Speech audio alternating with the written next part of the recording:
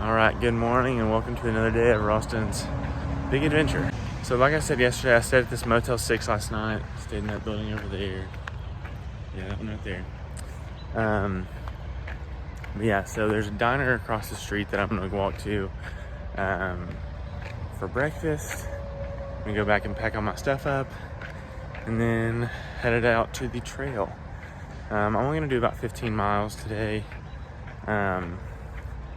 Just after yesterday, like I'm just not feeling mentally, I can't do another 20 plus mile day of this state. Like there's too many rocks, it's too frustrating, it's too monotonous. Like, because when I got to 15 miles yesterday, I was done and pushed 5 miles to the 20 and then just had to like absolutely force myself to go to 24. So I really don't want to do that again. So I'm gonna have a lot of short days heading out of the state. So it's gonna take me about 5 days to go 76 miles to get out of here. But you know what? I'm okay with that. Just because, yeah, I just want to keep my sanity. But anyway, I'm gonna go in here and get some breakfast at this diner, and then yeah, I'll update you guys as I have updates. All right, so I've been back on trail now for probably a good hour and a half.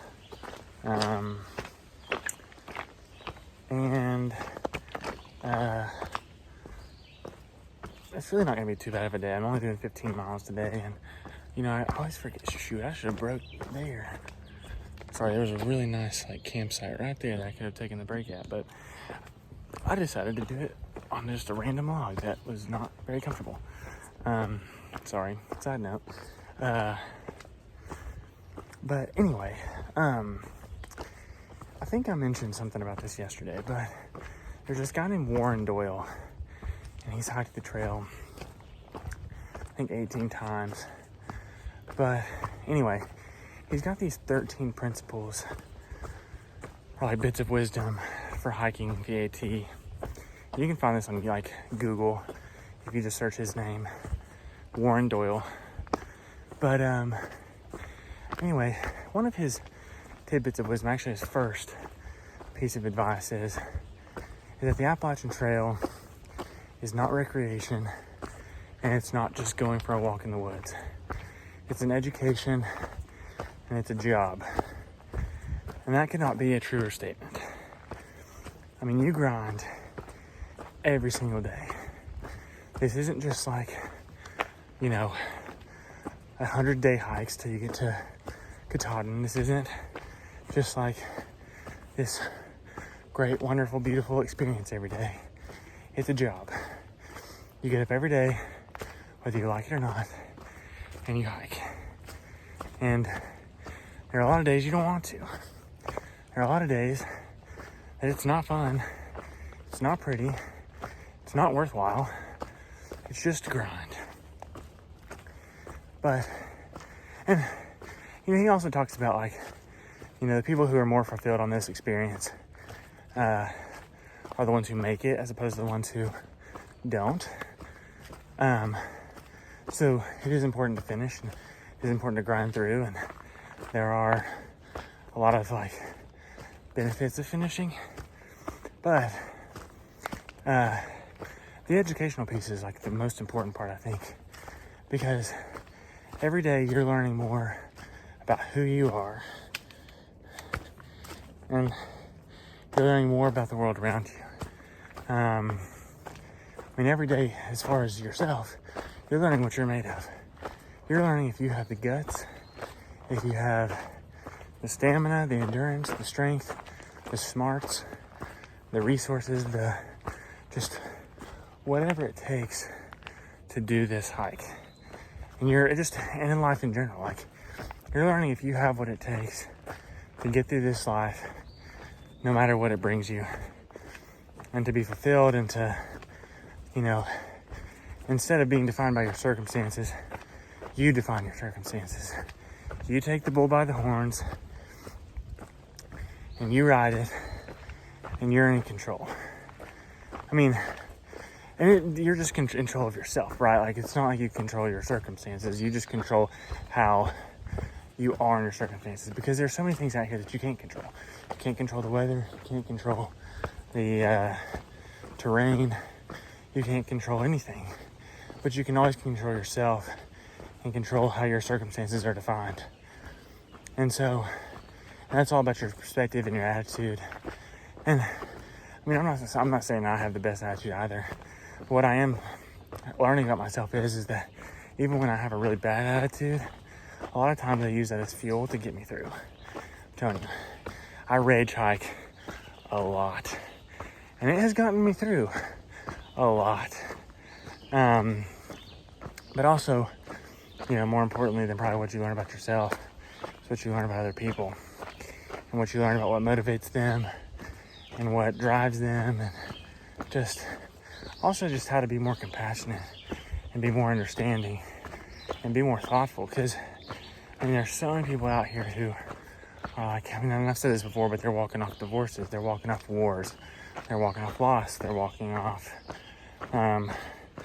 you know, or they're just walking to escape. Like, and there are some people like myself who just, you know, crave adventure and wanted to see what we were made of and prove ourselves and whatever. But for the most part, it's just a lot of people out here just kind of walking things off. And you just meet a lot of people with a lot of really different ideas than you.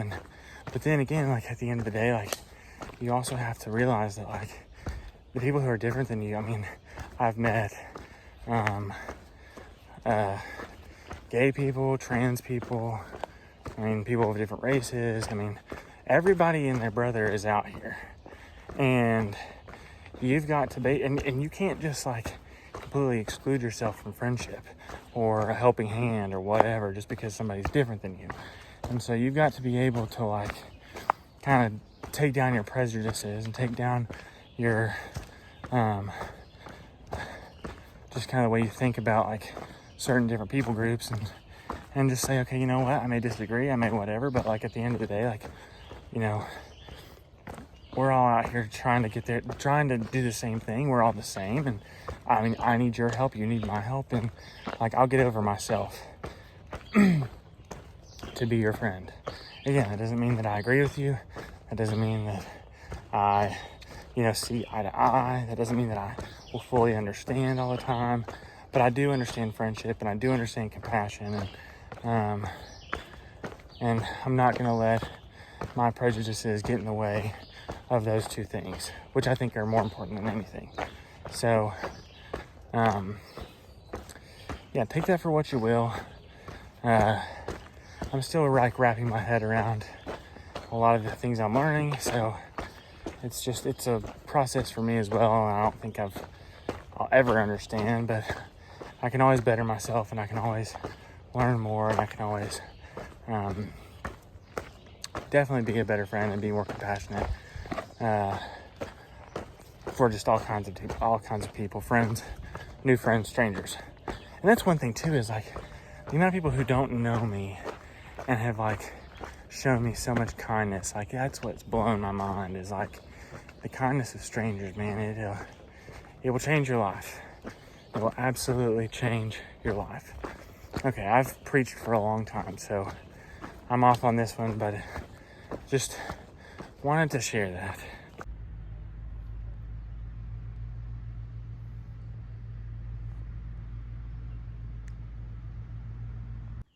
All right, so I made it to the Pinnacle. This is supposed to be one of the best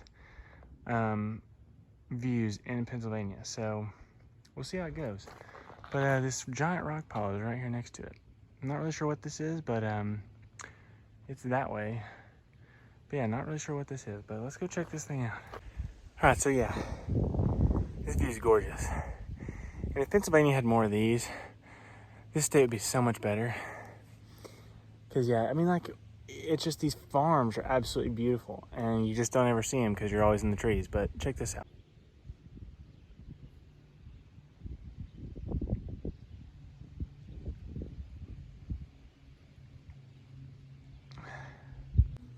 I mean, I could look at this all day long. This is fantastic. I mean, this is what I was hoping that Pennsylvania would be more like, and it just hasn't been.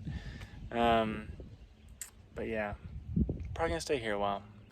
All right, so Pennsylvania, I don't know how many times I can say it doesn't have a lot going for it. However, this is one of the coolest campsites I have seen on trail.